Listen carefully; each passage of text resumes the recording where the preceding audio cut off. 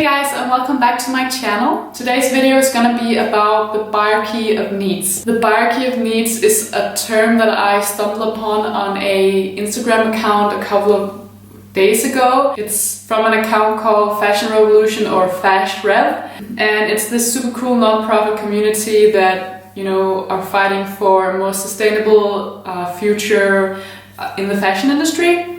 The artist behind this cute and, in my opinion, genius little illustration called The Buyerarchy of Needs is a girl called it's such a hard name, Sarah Lazarovich, I think. And when Fashion Revolution shared this illustration on their Instagram account, I just got inspired immediately. I just knew I had to borrow that and do something with it because it's just right up my alley. I just love how this illustration is inspired by Maslow's hierarchy of needs, all the basic human needs, because consumption has almost become a basic need in our society today. She kind of tells it like it is. So basically what I want to do is to go through the 6 steps of the buyerarchy of needs and then give you guys some of my own tips on how to fulfill these needs, just so that we can all get a little bit more aware of our consumption and our buying habits, and also the way we treat the things we already have. This is a fashion video, but you can truly use this little illustration in so many other aspects of your life. So if you want to know how to consume less and work with what you have, then just keep on watching. So step number 1 is to use what you have. Obviously, this is why I fell in love with the capsule wardrobe system in the first place. It makes you be creative with the things you already have. I like to use Pinterest to search for looks that could fit the products I already have in my closet.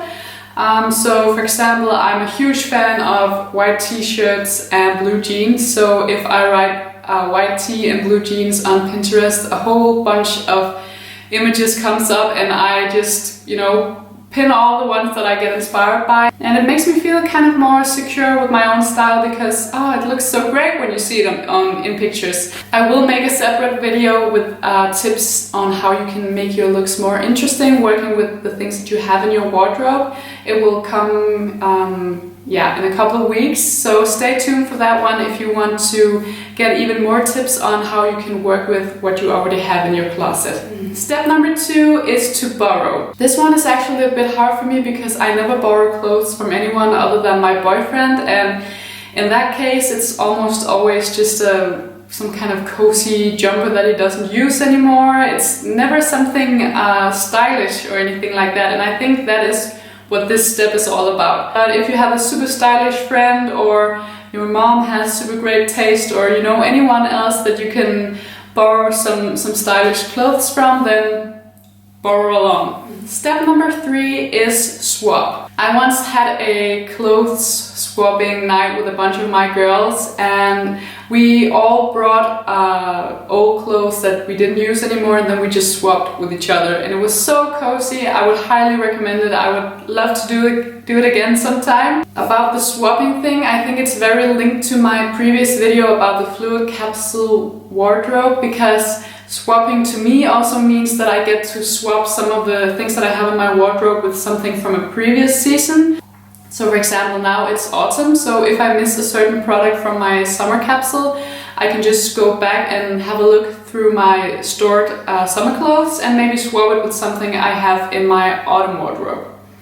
I hope this makes sense. So I think this step is just right up my alley as well, because I, as I say in the previous video, have just reached a point where I needed to be a little bit more loose. I need this possibility of swapping some things every once in a while. So if swapping means that you'll prevent yourself from going totally overboard with shopping and overconsumption, then swap. Tip number 4 is thrift. So thrifting is when you go out and buy secondhand products, and I'm a huge fan of secondhand products. I also have a previous video where I give you guys my best tips on secondhand shopping online, and I do have a few secondhand chips. I do have a few secondhand products in my current wardrobe. I have a turtleneck which is just this, I think I've had it for like 4 years now, and it still looks amazing. So that's definitely one of my best finds ever. But also, you know, luxury brands like my Acne boots and other things like that are something that I've bought secondhand. So yeah, I definitely love a good thrift hunt. Not only when it comes to clothes, but also for homeware. It's actually something that we're working actively on to get more secondhand into our home, because I love to mix, you know, old things with new things. It just kind of gives some warmth and personality to the home. So now we've come to step number 5, which is repair. I just want to say to this step that in general, I think we should be better at asking ourselves why. Why don't I use that particular product? I know for myself that sometimes it's been because, you know, a button was missing, or the pants were too long, or they didn't quite fit me. And these are areas where you can actually do something. I do have some sewing skills, so I know how to take my pants in if they're too big, and I know how to hem them if they're too long, you know. Things like that can make us use those products again. Also, if you have a pair of faded black jeans, for example, that's something I've done myself too. You can buy home coloring that you can put straight into the washing machine with the pants, and then there will be all black again. And then, for example, for knitwear, if it's gone all fussy or the surface has started peeling, you can take a razor and then, you know, gently scrape off the peeling on the surface. There's so many things you can do to elongate the life of your clothes, and also to, you know, make you use it again if you stopped using it. And I would recommend doing this even if it's a piece of garment that you haven't paid that much for. You know, just in general, teach yourself to have more respect for the single piece of garment. No matter if it's been expensive or not so expensive, I think we should be better at taking some time to repair it if it's out of order. So we've gone through all the other steps, and now we finally reached the one that's called buy. So you should think of it as, you know, you're not allowed to buy before all of the other steps is achieved. I have learned so much about my own buying habits the past few years, especially about where to save and where to spend. I'm gonna make a video about that as well, also coming in a couple of weeks. I have so many ideas for you guys, and I just feel like making videos all the time at the moment. I feel like I've finally achieved a wardrobe that clearly speaks quality above quantity. It's not something that has happened overnight, but I sure have come a long way the past few years. I know my favorite colors, my favorite fits and styles, and I've also gotten a lot of experience in the fabric and quality area. A reader wrote to me the other day that it was a contradiction that I linked to H&M when I was talking about quality knitwear on my blog, and I totally get that statement.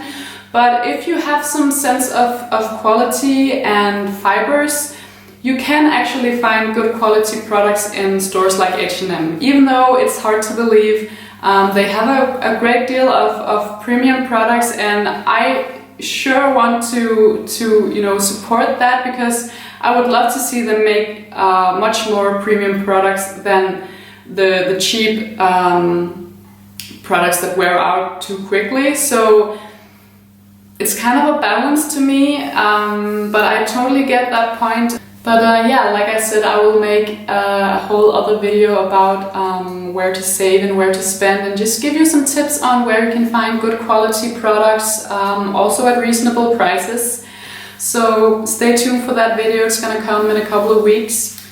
So that's it for today, guys. I have pinned the buyerarchy of needs and put it on my blog, so that it's just a daily kind reminder for myself, but also for you guys, to consume less and to think a little bit about yeah, your buying habits and consuming in general. Like I also said in the beginning of this video, this buyerarchy of needs is not only for fashion. I think you can use it in so many other aspects of your daily life. So I hope you're as inspired by the buyerarchy of needs as much as I am. It personally has given me a lot of inspiration also for new videos the next couple of weeks. So yeah, that was it for today. I hope you enjoyed this video and thank you so much for watching. Don't forget to give me a thumbs up and subscribe if you haven't already, and hopefully I will see you guys in my next video. Bye!